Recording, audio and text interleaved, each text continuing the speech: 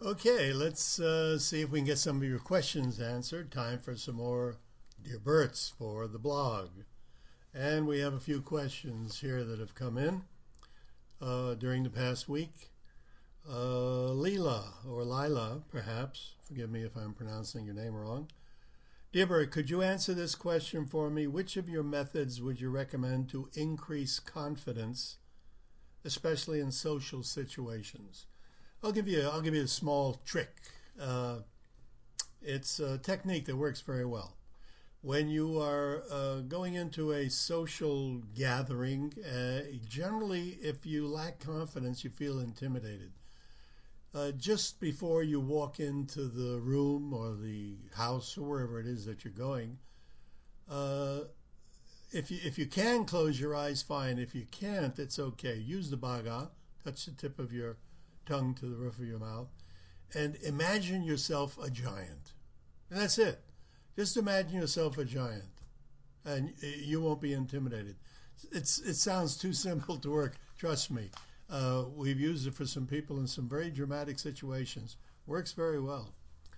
Dear Burt, this is from Trevor. Dear Burt, I was having success solving little problems using the quantum jumping technique, etc., etc., etc. Okay, the problem is I fall asleep every time just before the jump. I just can't stay awake long enough. Is this because I'm getting better at total relaxation? Perhaps I should stop counting backwards. You're just taking yourself a little bit too deep, that's all. You just want to get to the edge of alpha, center of alpha, 10 cycles a second. What does that mean? It means that if you feel that you're going to be drifting off, you're going too deep. Just don't go that deep, that's all. You just want to be in an area where you're concentrative. So don't count from 10 to 1.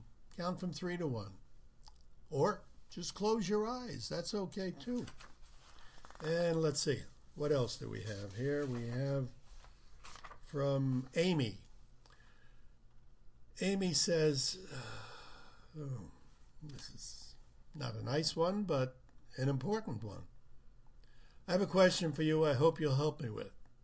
My mother hung herself 34 years ago when I was 19, and I was the one to find her. And even this day, after all the self-help books, etc., I still have the image of her hanging there, pop into my head quite unexpectedly, and it's like living it all over again.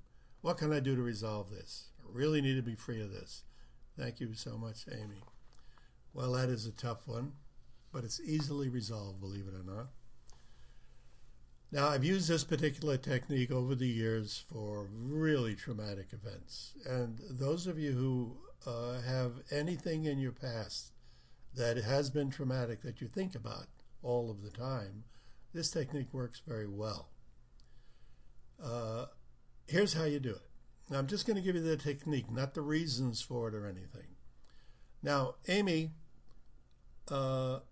here's what I want you to do once you understand the technique. Now, look at my eyes. Watch my eyes, Amy. Now, you notice they're going all the way over to the left and to the right. Okay? That's one phase. The second phase is the eyes going on a bias so that you're making an X with your eyes. Okay, you've got that? You got an X with your eyes and horizontal from left to right. And then circle. Circle the eyes. Okay, that's what you do with your eyes. Now then, this is for Amy. Think about the incident. You say you found your mother hanging.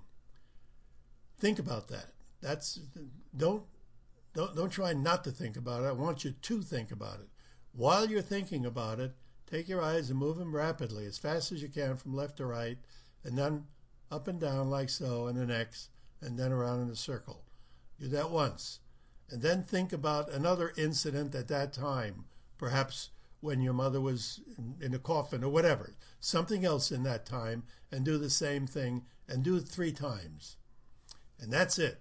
And that should relieve the problem. I know it sounds too simple to work, but let me know how well it works. Now, what's going to happen is you'll still be able to think of your mother. We don't want you to stop thinking about her, but there won't be any trauma involved. If you're thinking about her right now on a scale of 1 to 10, 10 being the worst every time it affects you, and if it's a 10 now, after you use this particular technique, I believe that it'll go down from a 10 to a 2, or maybe even a 1. Okay, Saul.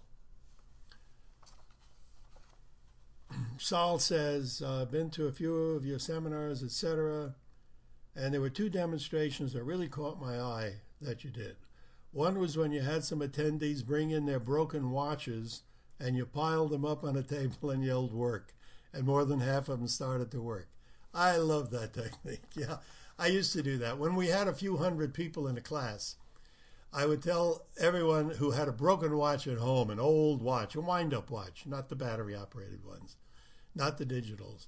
I said, if anybody has any broken watches that have just refused to work, bring them in and we'll see what we can do.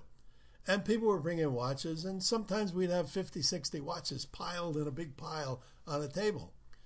And as a matter of fact, I remember one fellow brought in a watch that his grandfather gave him that never has worked, and it was like 100 years old, and it's never been known to work.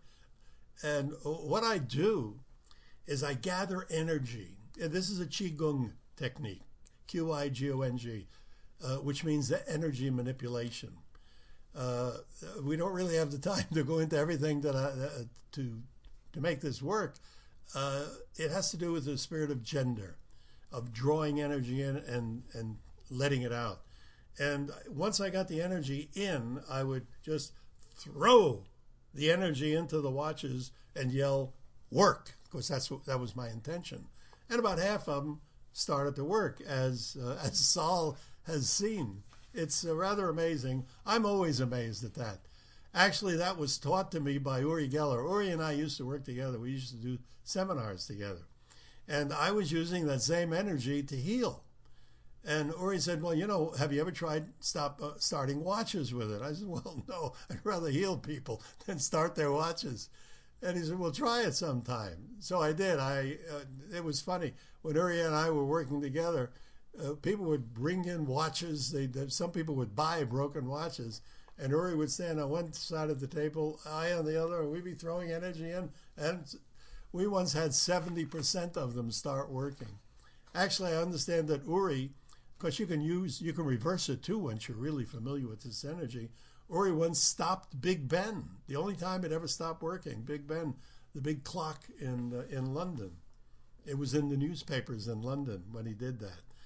Okay, Saul has another one here. He said, also, the second demonstration that amazed me is when you called a volunteer to the front of a room, you stood behind her, reached into the air, and you were grabbing her, but you never touched her, and pulled her back. Well, that's using the same energy, Saul. What I do, this is the principle of gender, which is an outgoing and incoming force. Once you understand the force, you can mentally draw it to you. And I would walk behind the person, in this case the young lady, and just imagine that I was grabbing her, but I wasn't. I wasn't even close to her, and just pulled back, and she just fell over, and I caught her. That same energy. It's interesting. Let's see. Well, time is almost up on this one, so let's see what we have. A quick one here. Marilyn. Hi, Burt. My question is, do you believe in a supreme being, i.e. God? If so, what is your definition of God? And where does your belief... Do I believe in God? Yeah, I very much believe in God. I'm not religious. As you know, I don't espouse any particular religion. Religion is wonderful socially. Spiritually, there's really not enough time to go into my concept of God. But I do believe that God is infinite. And I'm going to let that go for now. And perhaps we'll discuss it. I'll discuss it at length another time. But we're into 9 minutes, and that's the limit. So I hope that you've enjoyed this session. Thank you very much. Have a good day, a good week, a good month, and a wonderful and successful 2009.